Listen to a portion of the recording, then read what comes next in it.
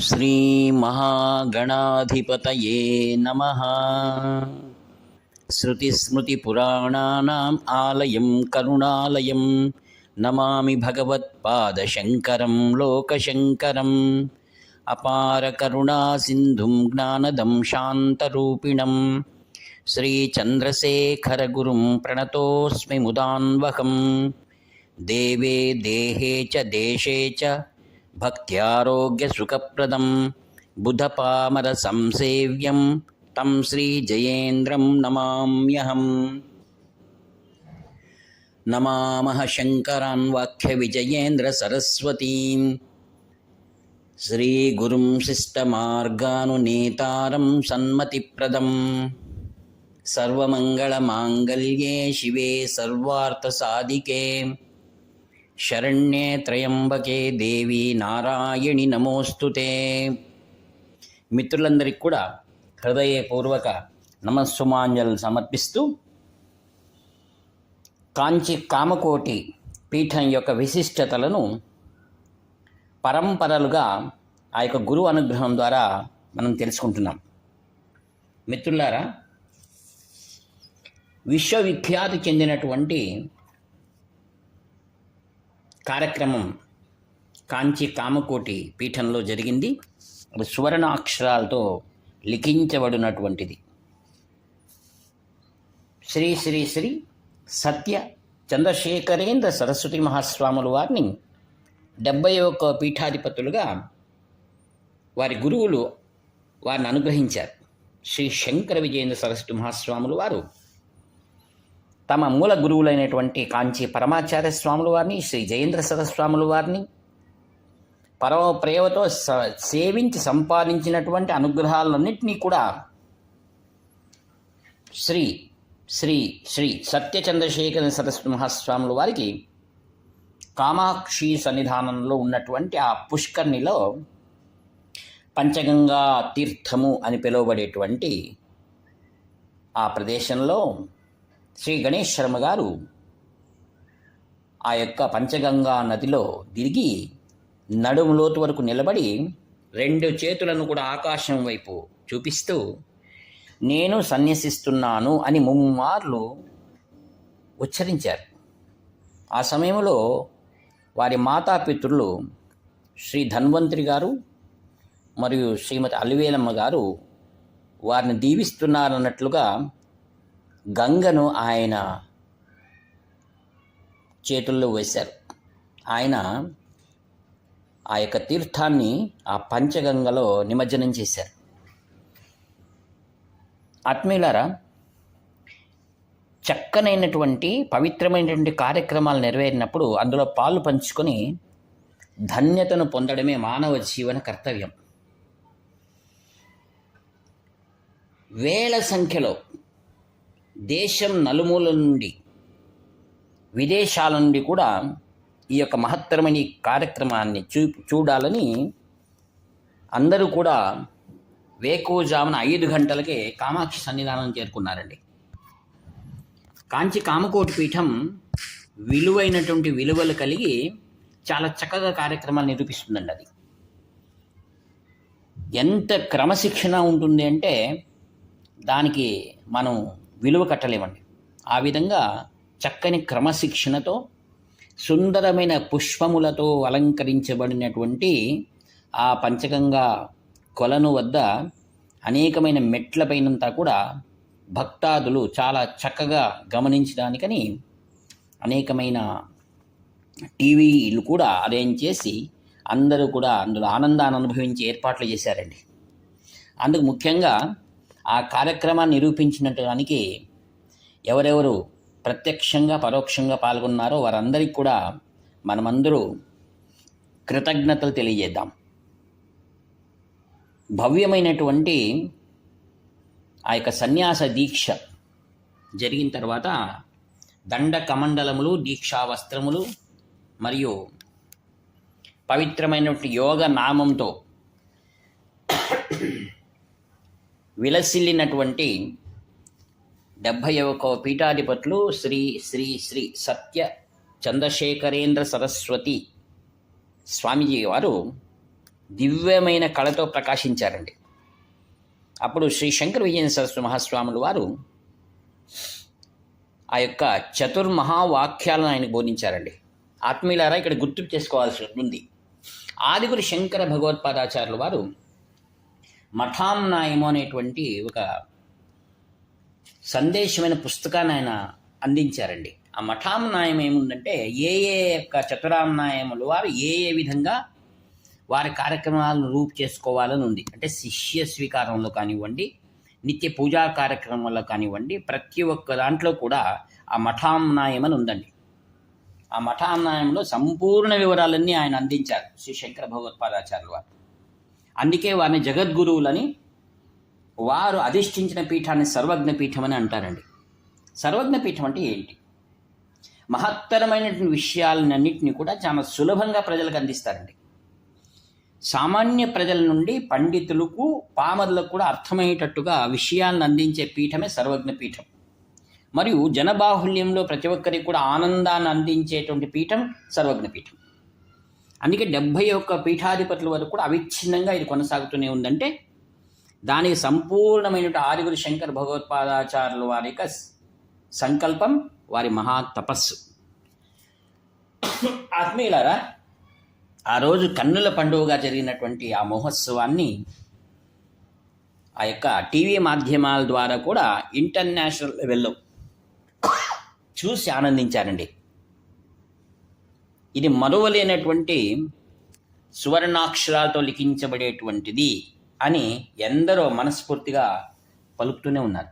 దానిపైన ఇంకా టీవీలో వస్తూనే ఉంది, ఇంకా యూట్యూబ్లో వస్తూనే ఉన్నాయి. అదండి కాంచి కామకోటి పీఠం యొక్క విశిష్టత. ఆత్మీయులారా, కాంచి కామకోటి పీఠం ప్రజల కోసం, ప్రజల వలన, ప్రజల ఆత్మీయతతో అనంతమైన ప్రీతి విశ్వాసాలను పొందినటువంటి పీఠం ఇది. అందుకే ఈ కంచి కామకోటి పీఠానికి కాంచి పరమాచార్య నుండి శ్రీ జయేంద్ర వారి నుండి నేటి పీఠాధిపతి శ్రీ శంకర విజయేంద్ర సరస్వతి మహాస్వాముల వారి వరకు కూడా అన్ని రంగాలలో ఉన్నవారు కూడా కాంచి కామకోటి పీఠంతో అవినాభావ సంబంధాన్ని పెట్టుకొని వ్యక్తిగతంగానూ ఎదిగారు, మరియు సమాజంలోనూ, దేశంలోనూ, విశ్వంలోనూ కీర్తిని సంపాదించారండి. వారి గురించి మనం చెప్తే ఒక పెద్ద పట్టి తయారవుతుందండి. ఏ రంగమైనా తీసుకోండి, అది సంగీతమా, సాహిత్యమా, విజ్ఞానమా, వైజ్ఞానమా, ఆచారత్వమా, ఏది తీసుకున్నా సరే, శిల్పకళ, మరి సామాజిక సేవలు, సాంప్రదాయ పాఠశాలలు, విద్యారంగంలో కానివ్వండి, కంటి ఆసుపత్రులు కానివ్వండి, ఏదైనా తీసుకోండి మీరు, అన్నిట్లోనూ అగ్రసీమలో ఉన్నటువంటిది కంచి కామకోటి పీఠం. అది సర్వులకు కూడా ఎప్పుడు తలుపు తెరిచి ఉంటుంది. అన్ని వర్ణముల వారికి, అన్ని వర్గముల వారికి, అన్ని సిద్ధాంతాల వారు కూడా ఇందులో సులభంగా ప్రవేశించి శ్రీవారి యొక్క అనుగ్రహాన్ని పొందవచ్చు. ఆత్మీయులారా, నాడు ఆ కార్యక్రమం అయిన తర్వాత సాయంకాలం మరో గొప్ప విశేష కార్యక్రమం జరిగిందండి. తేనంబాకమని, లేదా శివస్థానమని, లేక బ్రహ్మపురి అనేటువంటి ప్రదేశము శ్రీ వరదరాజస్వామి దేవాలయానికి చాలా దరిదాపుల్లోనే ఉందండి. మహాస్వాముల వారు, పరమాచార్య స్వాముల వారు ఆ యొక్క స్థానానికి వెళ్ళి ఒకసారి పర్యటన చేస్తూ అక్కడ ఉన్నటువంటి వారిని పిలిచి, ఇది గొప్ప క్షేత్రము అని ఆ భూమిని లోపలికి అన్వేషణ చేసినప్పుడు కింద భాగంలో గొప్ప శివుడు దొరికాడండి. అప్పుడు మహాస్వాముల దివ్య దృష్టితో చెప్పిన ప్రదేశం అది. అప్పుడు అన్నారు ఆయన, ఆ యొక్క చతుర్ముఖ బ్రహ్మ ప్రతిరోజు కూడా ఇక్కడ వచ్చి ఈ యొక్క పరమేశ్వరునికి అభిషేకం చేశారు, మరియు తపస్సు చేశారు అని దాన్ని గుర్తించారండి. అది ఎంత బాగుందంటే మీరు ఎప్పుడైనా సరే వరదరాజస్వామి దేవాలయానికి వెళ్తే మాత్రం బ్రహ్మపురి వెళ్ళండి. మహాస్వాములు వారు దాదాపుగా 9 సంవత్సరాలు ఆ ప్రదేశంలో జపతప అనుష్ఠానాలను కొనసాగించారండి. చాలా ప్రశాంతంగా ఉంటుంది. ఆ ప్రదేశంలో పుష్కరణ కూడా ఉందండి. మహాస్వాములు వారు అక్కడ కూర్చునేవారు. ఎవరెవరో మహామహారాజులు, రాజకీయ నాయకులకి అందరికి కూడా మహాస్వాములు వారు ఆ యొక్క శివస్థానం దర్శనమిచ్చారండి.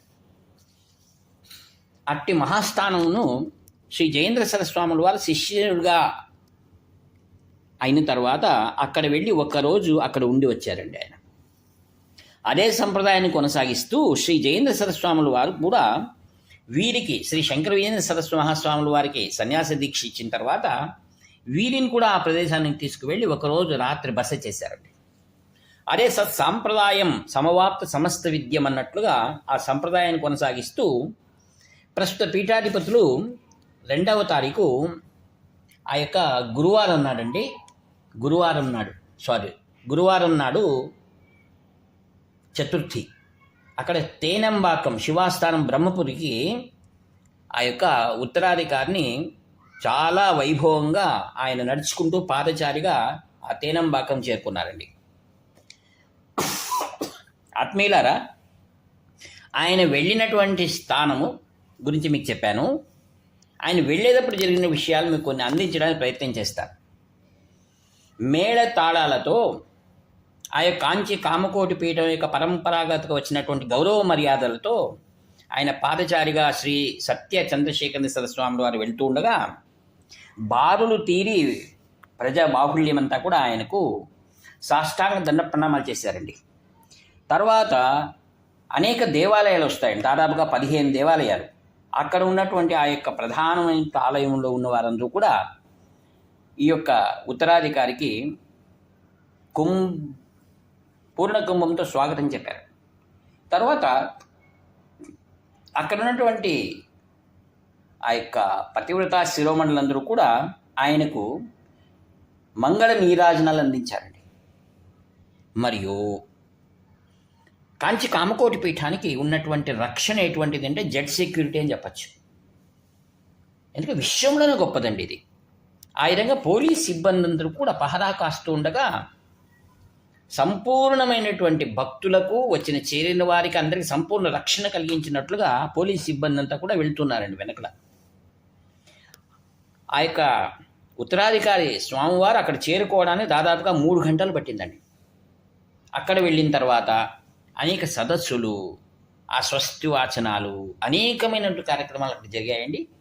రాత్రి ఆ రోజు అక్కడ విశ్రాంతి అయిన తర్వాత వారిని అక్కడ ఉండడానికి అవకాశాలు ఏర్పాటు చేసి శ్రీ శంకర విజయేంద్ర సరస్వాముల వారు శ్రీమఠానికి వచ్చారు. ఎందుకంటే రాత్రి ఇంకా ఒక పూజ చేయవలసి ఉండింది కావున.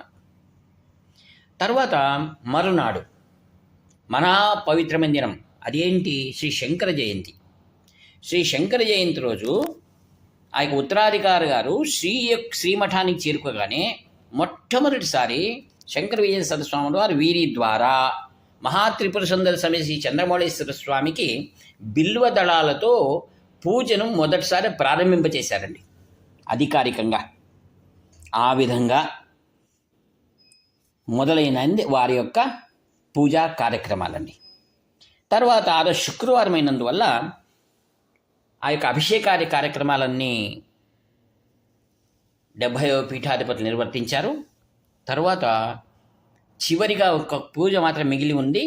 ఉదయం నుండి తీరిక లేనటువంటి సమయాల్లో కూడా సాయంకాలము మరి ఒక విశేష కార్యక్రమాన్ని కాంచి కామకోటి పీఠం నిర్వహించిందండి. దాన్ని ఏమిటంటే వేద విద్యార్థులందరికీ కూడా ఎవరెవరైతే ఋగ్వేదం, యజుర్వేదం దీంట్లో అధ్యయనం చేసిన వారందరికీ కూడా పూర్ణ సంభావనతో పాటుగా 10,500 రూపాయలు మొదటిగా తేర్గడైన వారికి, రెండవ దాంట్లో వచ్చిన వారికి 8,000, ఇలా 5,000 ఇలా ఇస్తూ శ్రీవార్లిద్దరూ కూడా వేదికలో కూర్చునగా వారిని అందరిని దీవించి ఆశీర్వదించి ఆ యొక్క ప్రమాణ పత్రాలను వారికి అందించారండి. దాదాపుగా 300 మంది విద్యార్థులకు ఆ రోజు వారికి స్వాముల వారికి ఆశీర్వాదాలు లభ్యమయ్యాయి. మహత్తరమైన కార్యక్రమం. ఈ విధంగా వేదాధ్యయనానికి ఎంతటి ప్రాముఖ్యం ఇస్తుంది కాంచి కామకోటి పీఠం అని ఆ రోజు మనము చూసిన వారందరూ కూడా ఆనందిస్తున్నారు. ఆత్మీయులారా, మిగతా కొన్ని విషయాలన్నీ కూడా వివరంగా మీకు ఇంకా వచ్చే తరంగంలో తెలియజేస్తాను. సమయం అభావంగా ఉంది. మీకు అందరికీ ఈ యొక్క విషయాలను మీరు శ్రద్ధగా ఆలకిస్తూ నన్ను ప్రోత్సహిస్తూ అనేక మంది పండితులు నాకు ఫోన్ చేసి చాలా చక్కగా ఉంది అని వారు నన్ను దీవించారు. వారందరికీ కూడా ప్రణామాలు సమర్పిస్తున్నాను.